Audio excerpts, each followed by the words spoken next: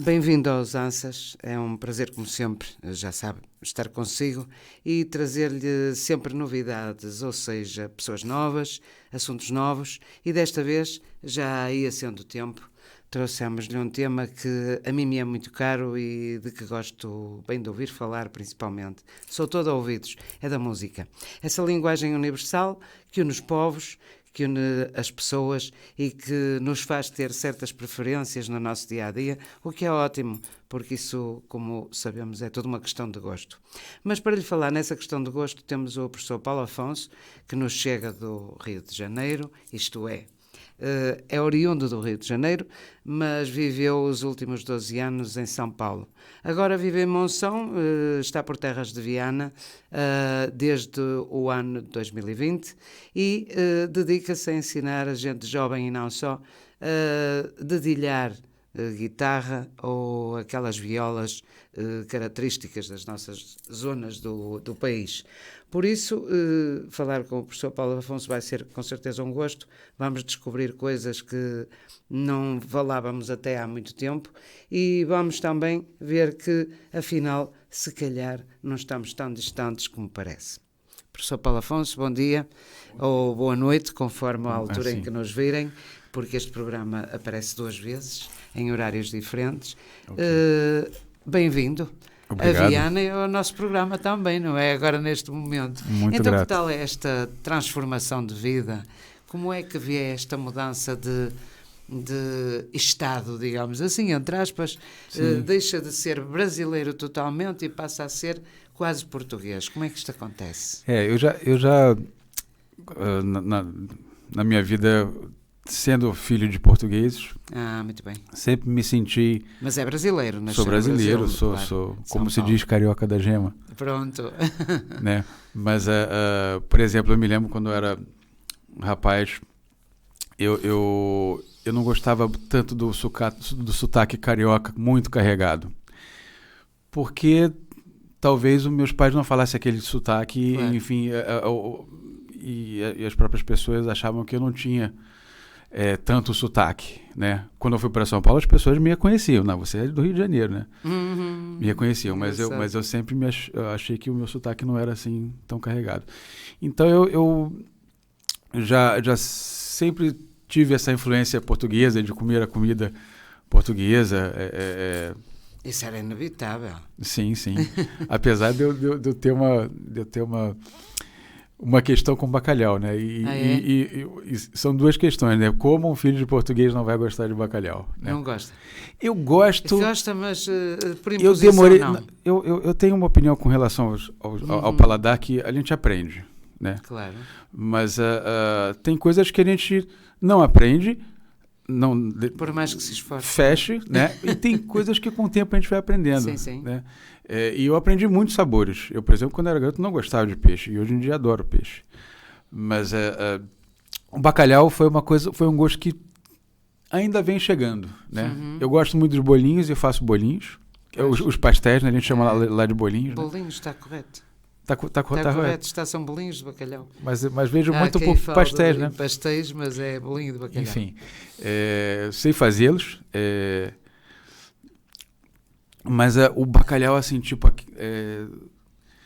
ser um prato muito desejado como costuma ser para as pessoas, ainda não é um grande prato. Assim, eu não faço o bacalhau. Eu cozinho um pouquinho, né? Eu claro. Nunca fiz o bacalhau. Pois. Talvez porque não o entusiasmo muito. A gente tende a aprender aquilo que gosta mesmo, claro, de fazer, tem mais tendência de para comer. Isso, enfim, e comi bacalhau, mas nunca era um dia de muita alegria quando ia se comer o bacalhau em casa. Então o Natal era assim um bocado esquisito, não? Ou não o Natal tinha... bacalhau? Tinha outras coisas? Não, na verdade, em casa, no Natal juntava a família, por parte de mãe, que a família por parte de pai esteve sempre aqui, mas lá no Brasil juntava a família por parte de mãe, que também é de Portugal, é de Chaves. Tudo terras simples na comida, caramba.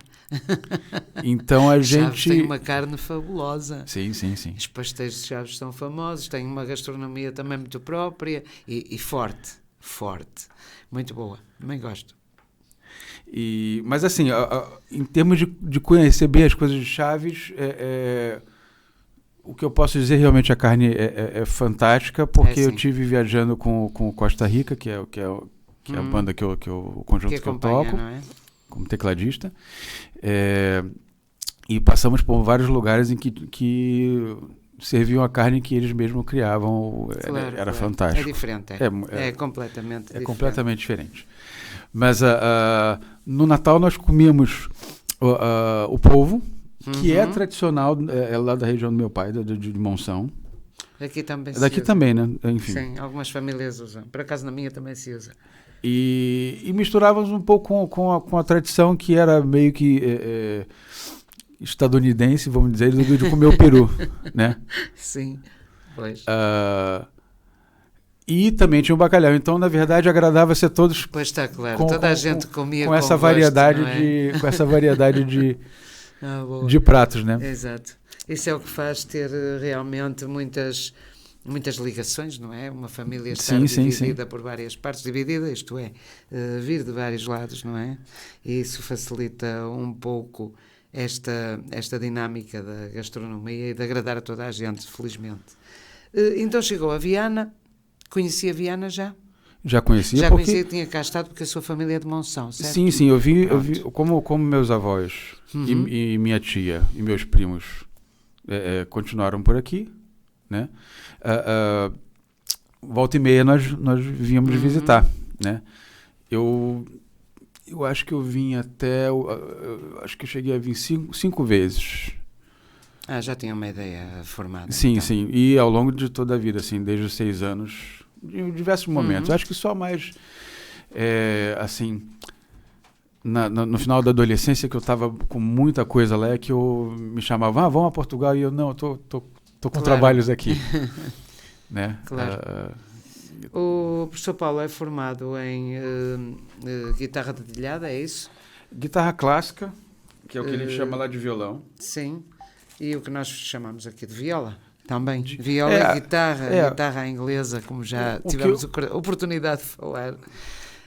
O que eu ouvi falar é que antigamente se chamava mais viola. Sim, as pessoas... foi sempre viola. A partir de certa altura é como tudo, não é? Deixa-se de usar deixa-se de ouvir o Pixinguinha e passamos a ouvir outras coisas muito mais modernas, é natural. Falar em Pixinguinha, que é a música que creio que vai escolher para o intervalo, porque já estamos aqui a falar sobre ela. Estas toadas têm a ver com o choro, com o chorinho.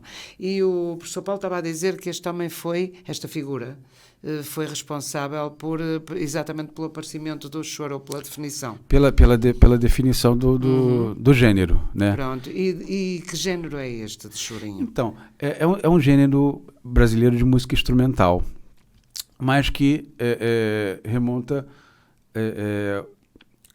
vai lá, 2 séculos atrás, em que eram famosas as danças europeias, né? Por exemplo, a polca, os shots, a valsa, né? Por exemplo, choro tem valsas. No gênero do choro tem valsas. Engraçado. Né?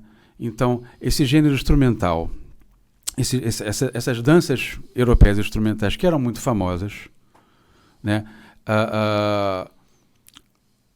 Proporcionou uma prática de como se tocar, né? Uma prática que era improvisatória.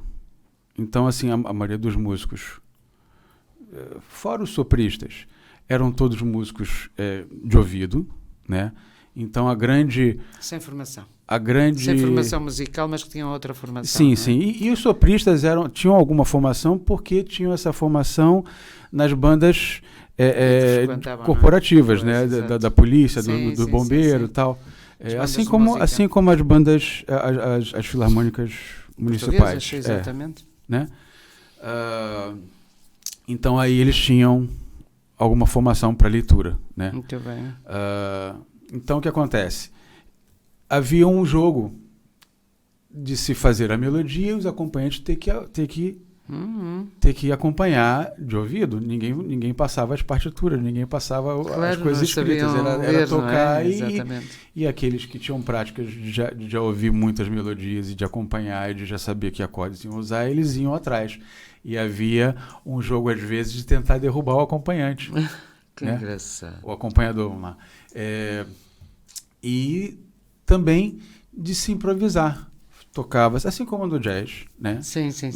Um bocado diferente. O jazz também é de improviso, não é? Sim. De se tocar o tema e depois... Ir por ali fora, florear, não é? Né? Florear. Com o tema. Então os estudiosos do choro tem essa fala de que o choro é um jeito de tocar, não é um gênero musical. Sim. Por quê? Engloba diversos gêneros. Né? Mas o choro ficou marcado numa época, né? Hoje em dia a música brasileira, e já desde a época que eu nasci, já cresci em sofisticação com relação às harmonias e tal, se aproximando um pouco do jazz e também tendo a sua própria vertente, né? Diversas, né?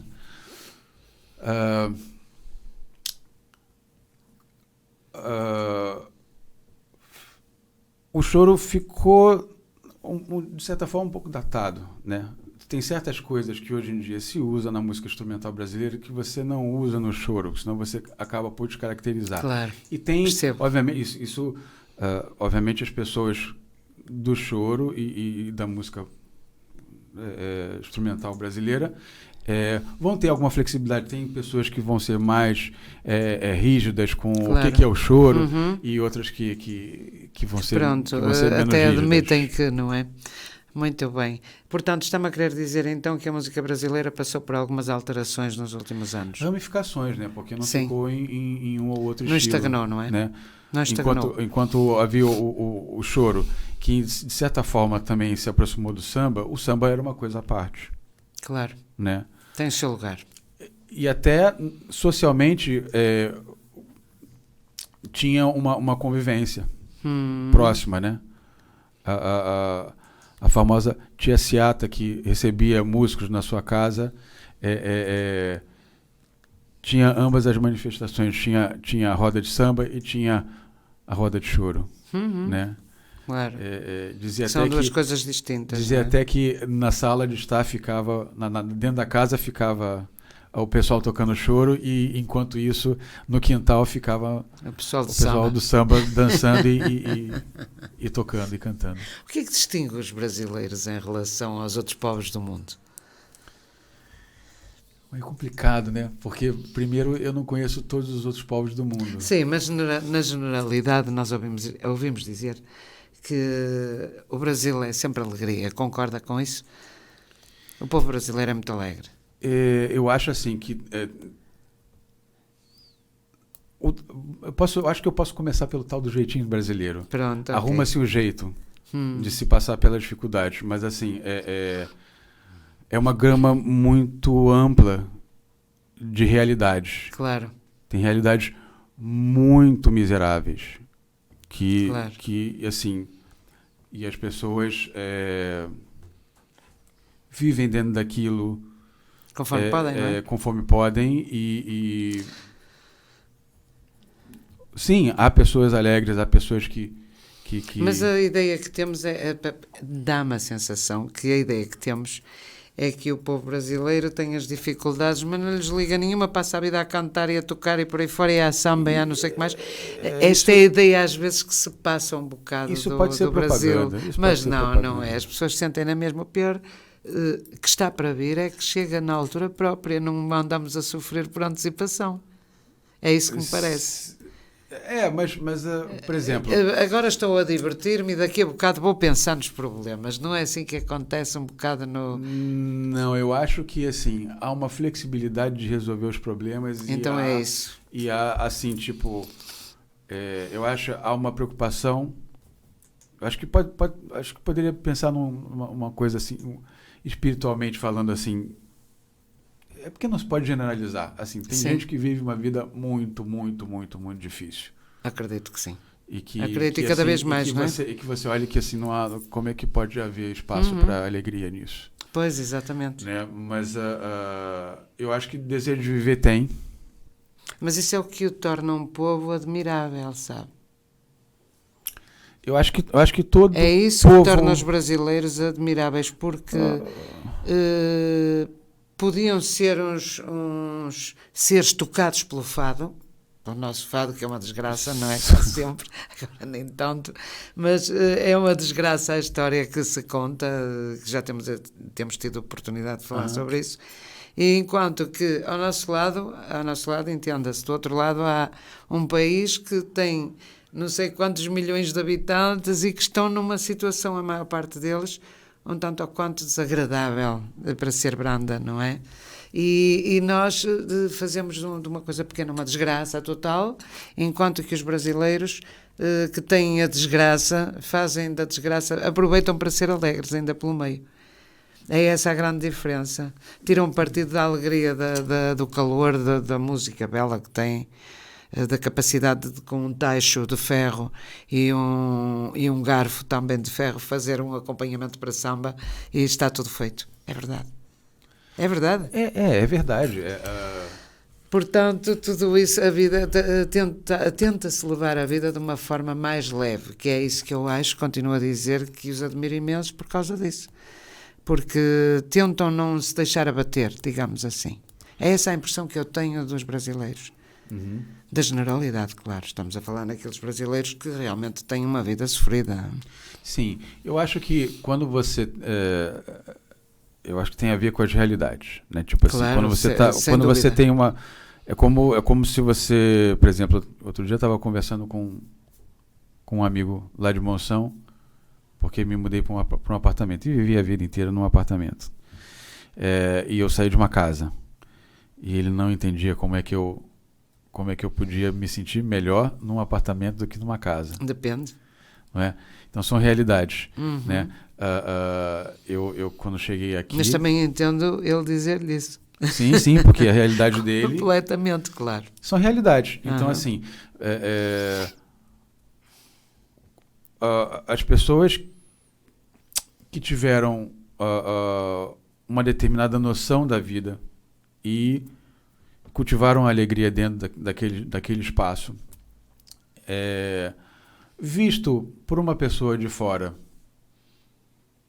que precisa de muito mais para ser alegre, olha aquilo e se entusiasma. Ou se choca, porque como é que pode estar feliz e estar vivendo daquele jeito? Certo, né? Percebo. Eu sinceramente eu não consigo explicar e nem definir, porque eu acho assim, tem muita gente positiva, mas também não é a totalidade. Acredito que não, claro, estamos Entende? a falar, foi o que eu disse há pouco, na generalidade, não é? De uma maneira abrangente. Assim como ao mesmo tempo, quando eu cheguei aqui, eu esperava que as pessoas não fossem tão alegres. E encontrei muita gente alegre. Pois, porque também fazemos uma propaganda interessante a nosso respeito, não é? Sim. Então, os portugueses são peritos nisso. Eu acho que foi a mesma palavra que eu usei no início, né? Isso é propaganda. Né? Mas eu acho assim, essa imagem da alegria, assim, há uma característica de receptividade.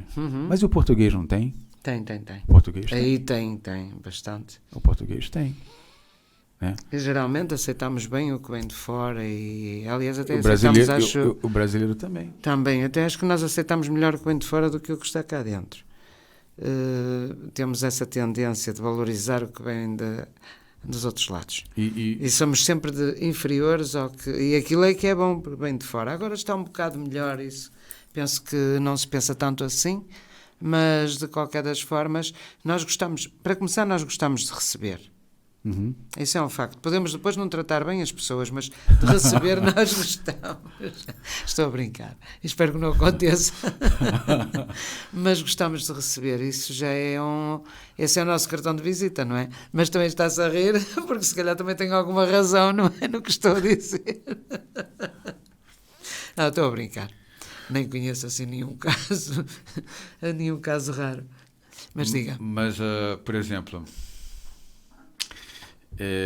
eu já me perdi. Não perdeu nada. Estava a falar da receptividade dos portugueses e da dos brasileiros. Sim. Somos povos do mundo, está tudo dito, não é? Eu acho, assim, nesse sentido, eu fico pensando como nós somos próximos, né? Nesse sentido de ter uma tristeza, de ter uma alegria. É tudo humano. E normal, não é? E de ter... Agora, realmente eu ia falar alguma Mas, coisa... por exemplo, as pessoas que estão com maiores dificuldades, o peso que a alegria tem e o peso que a tristeza tem não é igual ao dos outros povos. Então, aquelas pessoas que têm que ralar mesmo... Exato, dessas que estava a falar há pouco. Para tem que, assim, tipo... Matar um leão por dia para conseguir o mínimo e às vezes nem isso, também ganha uma aspereza. Né? Tem muita gente que ganha uma aspereza assim do tipo... Exatamente. O tempo é como se... Imagina, parece que está tudo contra elas, tempo, não é? E a pessoa se coloca perante o mundo numa posição de luta. É claro. De luta, assim, de defesa. Né? E mesmo assim, à medida que eu vou falando isso, eu vou lembrando de situações, porque eu, por exemplo, eu trabalhei muito em projetos sociais lá no Brasil, com música. Esses meus 12 anos em São Paulo foram... Em projetos sociais? Em projetos sociais, em escolas também, Sim. em escolas básicas. Não deixam de ser, porque às vezes também têm necessidades enormes, não é? Sim, mas assim, eu tive com todo tipo de público, desde das escolas particulares em que tinha muitas crianças de famílias abastadas e de lugares assim com bastante bem precários, sim, bem necessitados, comunidades bem necessitadas, bastante necessitadas. Acredito. Então eu pude ver de tudo, né? De fato, assim, há uma coisa que a gente pode até tendenciar a dizer, que as pessoas que têm mais acabam por ser mais insatisfeitas em geral, porque precisam de mais e não podem sair. A abundância por vezes não favorece, não é? E às vezes pode até tendenciar de que eles não precisam tanto de estar bem com as pessoas que estão por perto, que chegam, claro. ou a não ser que essas pessoas demonstrem ser do mesmo nível social e econômico deles. Mas, enfim, nem queria ir muito por esse lado. Eu queria pensar mesmo, por exemplo, nessas comunidades mais carentes, assim, que eu via gente assim de muito bem com a vida, que estava lutando com a cabeça para frente e querendo uma vida boa, e aqueles estavam amargando. Claro. Tinha gente que amargava. Porque não é só fazer por isso, não é? Não chega. Tinha criança que ia para aula suja. Claro. Não é de um dia para o outro, às vezes de uma semana. Pois a falta de condições é a vários níveis, não entende? Pessoas famílias em que as crianças ajudavam, eram catadores de lixo, ajudavam a catar lixo e tinham diversos problemas de pele e tal, pois, claro, se coçavam. Nós cuidados mínimos, não é? Enfim, há muitas coisas que... Tinham pessoas que amargavam, e tinham pessoas que eram revoltadas com isso, eram revoltadas com o que passasse por perto. E tinham pessoas que, mesmo inseridas nisso, elas estavam pensando para frente, pensando em como é que a gente faz aquele momento bom. Nem mais. Não perdem a esperança, não é? No futuro e em mudar de vida e eu acho melhorar. Melhorar sempre. E com essa atitude de de investimento nelas mesmas, não é? Investir nelas. Vamos viver agora o que há de bom para se viver, enfim. Ora, exato. É isso mesmo. Aproveitar os momentos, aproveitar as oportunidades e ouvir o Pixinguinha. Esta música que vamos ouvir, quantos anos terá? Olha, não sei ao certo, mas... Bastantes, não? Sim. Mas é século XX. Claro. Enfim. Nós também foi no século XX que nós nos apaixonamos verdadeiramente pelo Brasil, acho eu. Na década de 70, mais encostado quase aos anos 80, começamos a assistir à Gabriela Cravo e Canela, o Casarão, que quanto a mim foi uma grande telenovela, a telenovela das emoções e de pôr as pessoas a pensar. Também não teve, depois a seguir à Gabriela, não foi o ideal, porque as pessoas perderam um bocado o gosto pela telenovela mexida e rápida e com emoção, sempre com aquela pimenta sempre ali a fervilhar. Portanto, o Casarão foi uma coisa um pouco diferente. Tínhamos de enquadrar as cenas e colocar os atores no devido lugar, etc. Olhar com atenção. E foi diferente. Mas as outras que vieram, assim, o Zinho Malta e outras assim, o Roque Santeiro, enfim, figuras que ficaram para sempre, não é? Sim, Pelo menos no imaginário dos mais velhos. E digo sinceramente, a partir daí, nós fomos brindados com uma série de músicas que nem sequer conhecíamos. E coisas muitíssimo boas. Eu pergunto-me por vezes se há música má no Brasil, não encontro. Mesmo a dita mais simples, a que nós poderíamos chamar pimba, que é um género musical, quer queiramos, quer não, até essa no Brasil é boa, é agradável. Tem sonoridade que nos encanta, que nos entra no ouvido, que nos dá a volta, não é? A gente, por exemplo, eu vejo muito... No Costa Rica a gente usa muito a música brasileira. Né? Pois, aí deve notar, claro. Enfim, o pessoal gosta. Agora, você estava falando do século XX, mas houve uma figura que a gente estuda na história da música brasileira, que foi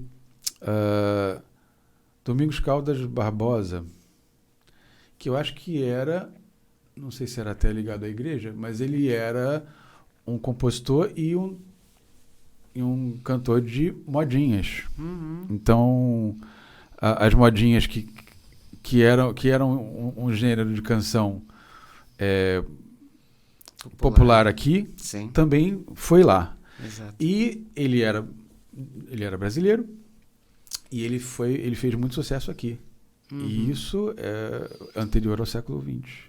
Pois, provavelmente, isso já em 1800 e pico. Não é? Já não vou me lembrar da data certa, mas sei que é antes do século XX. E ele tocava uma viola de arame, como vinha descrito, e que provavelmente remonta das violas que no Brasil a gente tem como as violas caipira, e aqui como a gente tem as braguesas e campanizas. Sim, eram as violas de arame, sim. As cordas eram arames finos. Eram de aço. Enfim. Exatamente. Portanto, evolução não falta a vários níveis. E nós também vamos agora, finalmente, ouvir o Pixinguinha. Até já. FM. Estamos a conversar com o professor Paulo Afonso, que é um professor de guitarra e violão, como se diz no Brasil. Cá é de guitarra e viola. Sim, ou de guitarra elétrica e de guitarra clássica. Guitarra clássica. E dá aulas, passo a publicidade, na Escola Amadeus. Esta sua ligação ao ensino da música, no fundo, e das cordas, em Portugal, em Viana, faz muita diferença do que fazia no Brasil. Os alunos são mais atentos, gostam mais, dão mais valor às aulas. Há uma diferença muito grande entre uns e outros. Como é que isto se processa? Eu acho que há uma diferença de foco. Por exemplo, eu trabalhei em escolas livres de música, em que foram os meus primeiros trabalhos como professor. Escolas livres são escolas que não estão anexadas ao governo para dar aulas persistentemente. Isso, não é? e que não tem exatamente são particulares. São particulares, não tem aquele currículo rígido que você tem que seguir. E obrigatório. Muito bem.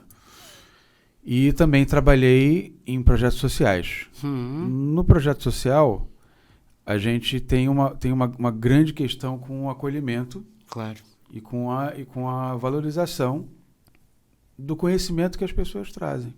Certo. Né? E a gente envolve eles na atividade musical para que eles desenvolvam isso, mas sem negligenciar, sem certo. Por abaixo Claro. a bagagem que essas pessoas trazem. Logicamente. Por menos desconectada com a produção, com uma rica produção cultural, né? Enfim, do mercado, né?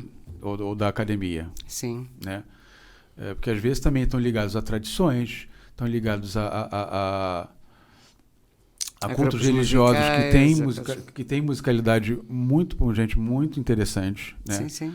Então, nós acima de tudo, acolhemos e trabalhamos com todos os elementos. Né? Então, por exemplo, eu tive um trabalho muito interessante quando eu cheguei em São Paulo, que era numa comunidade bem carente.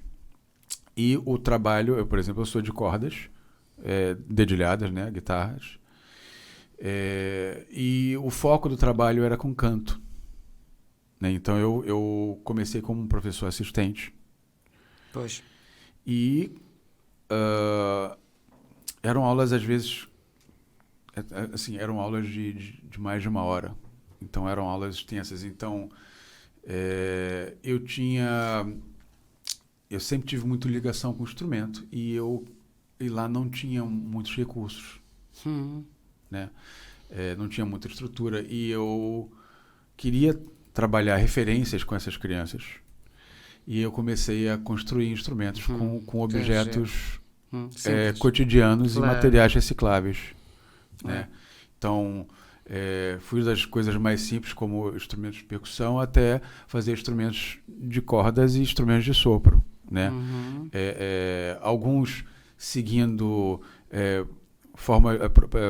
modos de produção sonora como os instrumentos que conhecemos, tradicionais, convencionais, ou convencionais, e outros utilizando outras formas de produzir o som, mesmo sendo aerófonos ou cordofones, mas produzindo de forma diferente o som. Né? E foi muito interessante, porque eu aprendi muito, eles tiveram contato com muita coisa interessante, e é engraçado que isso me fez até começar a pensar de que o músico deveria, e estava até conversando outro dia isso com um colega lá na Amadeus, que devia fazer parte da formação do músico saber fazer um instrumento. É curioso, sim. Ou pelo menos saber fazer a manutenção, mesmo que uma manutenção mais séria do seu instrumento, né? Eu tenho para mim a ideia de que me fez melhor músico. Claro. Né? Porque eu parei de pensar no instrumento como uma coisa que era pronta. E a dar valor ao trabalho que aquilo dava, não é? E procurar como é que eu faço o som melhorar desse instrumento. Claro. Né? Lógico, eu não estava pegando instrumentos excelentes, eu estava pegando objetos cotidianos e materiais recicláveis, claro. E procurando fazer som, sim, procurando ter afinação, procurando ter recursos sonoros que fossem utilizáveis assim, musicalmente. E que dessem resultado, não é? E que dessem resultado, né? Lógico que esse trabalho não teve um final excelente, ele foi um começo e um caminho. Pois, claro, né? Logicamente. É sempre, não é? E que em determinado momento, quando minha direção de trabalho mudou, porque também outras oportunidades iam aparecendo, eu fui para fazer aquilo que eu gostava, que era tocar, que era dar aula de instrumento também, e tocar o instrumento junto com os meus alunos. Enfim, eu também tenho essa ideia de que dar aula, para mim, que sempre trabalhei com turmas, né? Aqui eu trabalho mais assim mais individualmente. Né? Lá eu trabalhava muito em turmas. Era como ter um grande grupo em que eu tocava junto. Era mais um do grupo, não é? Era mais uma orquestra. Né? Enfim, e a gente fazia, era o meu grupo, né? Então era o momento de eu estar lá fazendo música. O foco não era só ensinar música, mas era realizar música. Pois. E sabe que eu estava a falar num aspecto que eu acho interessante, é que os miúdos geralmente gostam de pegar nos instrumentos, de tocar, sim, produzir sons, sim, mas não há ninguém que lhes mostre como aquilo é feito. Agora que está a falar nisso, deparei-me com essa realidade. É que é verdade, ninguém lhes mostra como é feito o instrumento. Por exemplo, uma viola, aquilo tem passos que é uma coisa doida.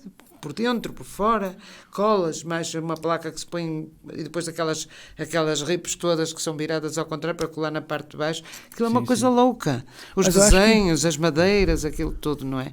E os miúdos nunca viram como uma viola, lá está, como disse bem, o produto já vem montado e feito e preparado, pronto a usar.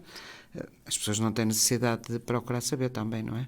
E aí você acha que funciona como uma explicação. Olha, bota o dedo aqui, toca aqui e tal. Sim. E às vezes a coisa não acontece, né? Pois não. Então, tipo, tá certo. Hoje em dia tá mais difícil você ter instrumentos que tenham, assim, realmente má qualidade. Na minha época de Sim, garoto... mesmo os mais simples são razoáveis. Já funciona. Tem um mínimo de qualidade, funcionam, né? Porque já tive época em que tinha instrumentos que, assim, tipo... literalmente derrubavam alunos, né? Eram tão difíceis de tocar ou soavam tão mal, ou eram tão difíceis de afinar que a pessoa desistia de estudar porque tinha um mau instrumento. Que sim. Né? Mas o fato é que eu iria até antes nessa coisa da construção. Eu acho que como é interessante quando as crianças, as pessoas entendem como o som é produzido. Por exemplo, exato. Eu vi a minha vida inteira violinos e violoncelo e contrabaixo na televisão, nas orquestras, e eu só fui entender muito mais tarde como é que aquilo fazia o som. Claro. Entende? Claro. Entendo perfeitamente. Mas mesmo assim os miúdos, se não tiverem uma explicação prévia, nem pensam. Ou então eles pensam de tal maneira que perguntam porque é que é assim. Também se dá os dois casos, não é? Quando era simples mostrar-lhes até com uma caixa de sapatos que o som pode ficar ali preso ou não, não é? Sim. Ou concentrar-se ali durante algum tempo. Mas são coisas muito simples que uma pessoa pensa e nem sempre se faz e não nos vem à ideia também esse tipo de coisas. Mas aí, por exemplo, aquele resultado sonoro, né? Porque uma das coisas que mais chamava atenção quando eu fiz em termos de instrumento, porque eu acabei justamente indo procurar os instrumentos que não eram o meu instrumento para fazer, porque eu queria tomar contato também com essas formas de produção sonora que eu até então não tinha. Temos tendência a as mais inacessíveis, não é? Não é inacessíveis, é menos usuais. É porque eu, na verdade, assim, eu no início da minha vida, eu não tive assim facilidade de acesso a instrumentos, né? Eu quis ser baterista a princípio, e aí eu morava no apartamento, não podia ter uma bateria, era muito cara, não sei o quê. Eu fui baterista primeiro. Mas como eu gostava de rock, então eu podia ser uma guitarra elétrica, e com 8 anos me deram uma guitarra acústica, que era mais barata. Pois, claro. Enfim, então eu também sempre... havia que começar por algum lado, não é? Mas o fato é que eu escutava muita música e eu tinha, assim, eu sabia que tinham muitos instrumentos e eu me lembro que em um determinado momento quando eu estava terminando o que seria o secundário aqui, né, numa reunião que queriam saber o que os miúdos queriam fazer da vida, me perguntaram o que eu queria fazer. Eu queria estudar música. E me perguntaram qual instrumento. E eu falei, todos. Pois, claro. E aí as pessoas riram, mas assim... Logo se vê, não é? Era o meu desejo. Pois, né? experimentá-los, não é? Então, apesar de que eu, em determinado momento, eu fiquei muito restrito, né? Pelo aprofundamento que a gente tem na academia, fiquei muito restrito à guitarra. Mas logo que eu saí, eu fui abrindo de novo e aí isso tem a ver com a escolha, não é? O ficar com aquele instrumento, desde que a pessoa escolhe. Sim, mas eu entrei também nesse afunilamento com gosto, assim, tipo, eu fui, me atraiu. Mas também me deixou um pouco doente em determinados momentos, né? E quando eu entrei nesse ambiente de educação em que não era nada específico naquilo, de tocar a guitarra, todas aquelas coisas da minha infância vieram e eu comecei a expandir para todos os lados, procurando como é que eu podia fazer aquele outro instrumento e trazer essas referências, né? Então eu trabalhei com sopro de palheta, não trabalhei com sopro de bocal, assim, com os metais, mas eu trabalhei com sopros que tinham membranas, né? Trabalhei com cordas friccionadas. As membranas são as que fazem os vibratos, não é isso? Por exemplo, um tambor, sim. A pele e a membrana. Sim. Uhum. Então, por exemplo, tinha um instrumento de sopro que eram 2 tubos, um pouco mais largo, um outro um pouco mais estreito. Em geral eram tubos de papelão. Na verdade, não. A gente fazia para fazer um efeito de trombone, mas era uma lata com um tubo de papelão dentro. O tubo entrava pelo fundo da lata, justinho, para não escapar o ar, e era vedado. E esse tubo, ele passava um pouco da boca da lata. Então, ali eu vestia uma bexiga desses balões de festa, né? E fazia um furo na lata. Então, o ar que você soprava pelo buraquinho da lata tinha que forçar a bexiga para passar pelo tubo grande para sair da lata. Isso fazia a bexiga vibrar e fazia um som parecido com o trombone, né?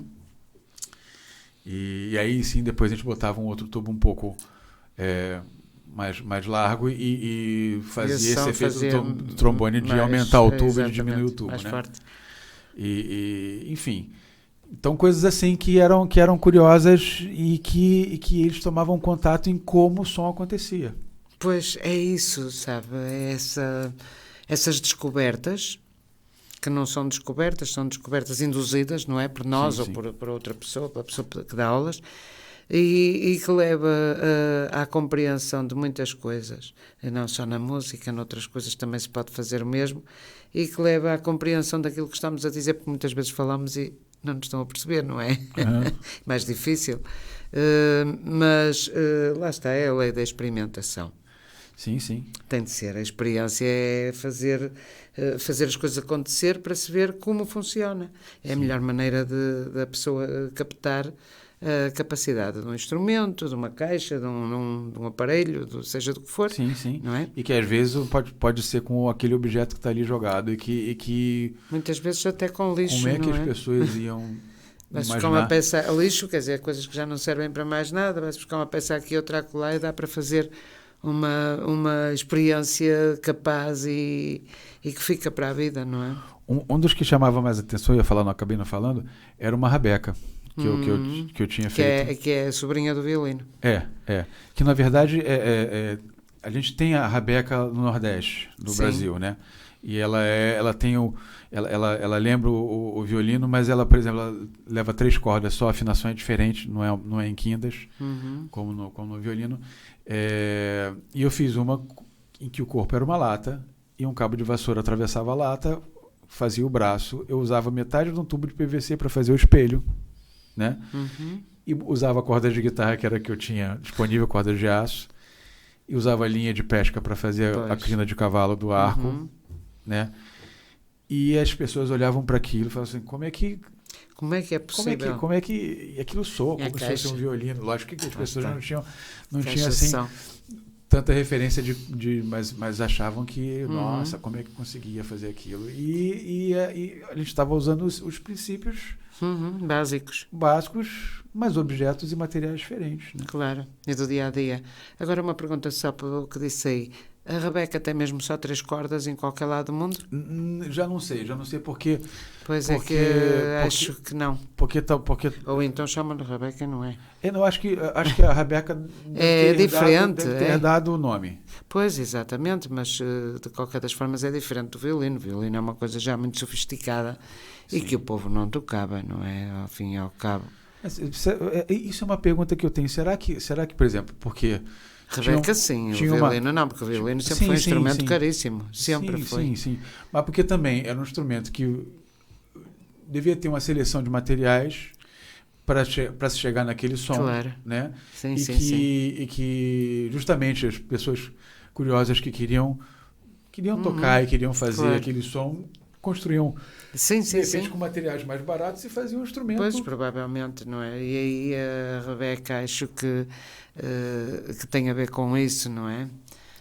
Nós temos uma zona em Portugal em que ainda se usa também, ali mais para o interior, do Porto para cima, no início do Douro, temos ali uma zona que sim, que aplica bastante na tradição os instrumentos de corda desses. E é engraçado, mas já há muito pouca gente que toca e geralmente se assistir a esses grupos são pessoas extremamente idosas que tocam esses instrumentos. Isso tinha que ser fomentado. Pois, lá está. Tinha de haver uma política no interior para conseguir recuperar essa tendência fantástica que tem som belíssimo e que é nosso e que se vai acabar por perder, provavelmente, até os instrumentos que daqui a pouco não sabemos como se fazem, não é? Eu nem sei se há rabecas a vender, não faço ideia. Nunca vi nenhuma, não faço ideia. Provavelmente é por encomenda ou qualquer coisa. Sim, pode ser. Não faço ideia. Então vocês no Brasil também têm. Tem no Nordeste. Tem uma parte que toca, não é? Onde? No Nordeste. No Nordeste. Bastante Pois. no Nordeste. Onde a música ainda ainda tem lives de originalidade, entenda-se, mais rudimentar, pronto, digamos Medieval. assim. Não é? Inclusive, mas assim, isso aí estamos falando de música mais tradicional, né? Sim, é dessa que eu estou a falar. Não, já não podemos estar tão dentro da música popular mas sim, os modos, uma coisa que eu vejo muito na música tradicional portuguesa, assim, tipo uma litorânea, ela é muito tonal. Tonal quer dizer, o que eu quero dizer? Usam muito, por exemplo, uma música em dó maior, os acordes vão ser dó maior e sol maior com sétima, ou seja, sempre aqueles dois no máximo vai ter. Está a falar da música popular? Da música da música tradicional, Sim, isso também tem a ver, tem em parte a ver com as vozes, sabe? Porque como a música geralmente é acompanhada por vozes, não sei se é disso que está a falar, mas as tonalidades são muitas vezes escolhidas para acompanhar as vozes. Sim, não, mas isso aí também na música mais modal, que tem raízes mais na Idade Média, também vai ter. Você pode colocar aquela melodia num outro tom em que vai funcionar melhor na voz da pessoa. Mas o que eu quero dizer assim aí já entra numa linguagem muito mais técnica, mas só fazendo referência aqui a as músicas que eram mais monódicas, ainda tem desses traços nessa música mais tradicional do Nordeste, né? Do cantador tocar na viola um simples acorde e cantar sua melodia em cima daquilo por muito pouco, não é? E a viola, se vai pontear alguma coisa, ponteia a mesma melodia e tal, enfim, assim como tinha também na Idade Média, né? De ser mais monódico, não ter... A riqueza não está tanto na maneira como o instrumento acompanha, mas sim pela voz do intérprete, não é? Isso, mas para gente, para o nosso ouvido de hoje, essa música, ela mesmo para o brasileiro, ela tem um quê exótico, né? Sim, claro. Porque usa modos diferentes, ou seja, escalas que são diferentes, que tem ali notas com relações diferentes, né? E que são muito interessantes. Por que chegamos nisso? Enfim. Depois temos falou aí no Nordeste e falou há vários tipos de música no Brasil, vários conceitos musicais dentro da música popular. Sim, mesmo e dentro da música popular. E muitas tradições, né? Pois, exatamente. Há coisas fantásticas tocadas com viola e não só, acompanhadas por caixas de som, aquelas caixas simples que se batia, que quase fazia de bateria, que Tem muita. Mas por aí os brasileiros vão buscar montes de coisas que tem com que fazem o ritmo. Tem muitos tambores diferentes. Tem muitos diferentes. Eu, por exemplo, eu achei curioso, em 2013 eu presenciei pela primeira vez um grupo de bombos aqui. Sim. E eu achei super curioso, assim, tipo, olha que interessante. Um monte de gente se juntando para tocar bombos. Sim. Puramente bombos. Isso agora é o cartaz das festas da agonia da animação, não é? É a quantidade de bombos que temos e a maneira como é interpretado também. E fico bastante curioso da origem disso, né? Eu fico imaginando que tem a ver com procissões ou que tem a ver com de alguma certa forma até com o uso militar. Ora bem, tudo que vier, desde os gigantones aos cabeçudos e aos grupos de bombos, tudo isso houve um tempo que incorporou as procissões realmente. Faziam parte. Uhum. Acontece que depois isso foi separado da parte religiosa, porque se começou a adotar um sistema de ser jocoso, ser brincalhão, com uma coisa séria. E depois as pessoas já achavam que o cabeçudo era parecido não sei com quem, e depois isso gerou, como é lógico, não é? Gerou algumas situações pouco ortodoxas, digamos assim, e então chegou-se à conclusão que era melhor afastar tudo isto das procissões e as procissões serem apenas religiosas. E assim foi. Foi assim que se perdeu esta característica. O que é que acontece? Claro que este manancial não ia ficar perdido, não é? Ou ia para casa, não é? E desfazia-se. As festas em si aproveitaram para pegar nestes instrumentos, nestes tocadores, nesta animação e adaptá-lo ao mundo profano. Pronto, deixou de acompanhar o sagrado, passou ao profano e aí temos a festa. Mas eu conversando com um amigo, ele me falou que a própria festa era profana. Era em ocasião religiosa, as pessoas iam se encontrar, acampavam. Mas depois havia a festa profana, havia a religiosa que se cumpre porque, pronto, as pessoas são católicas e têm o santo da devoção, que neste caso poderia ser a Senhora da Agonia, por exemplo, que não foi sempre. Não foi sempre. Também a história das festas da agonia tem outras nuances, que ainda outro dia falámos aqui. Mas, de qualquer das formas, o santo da devoção das pessoas tinha estes acompanhamentos e depois tinha também a parte profana.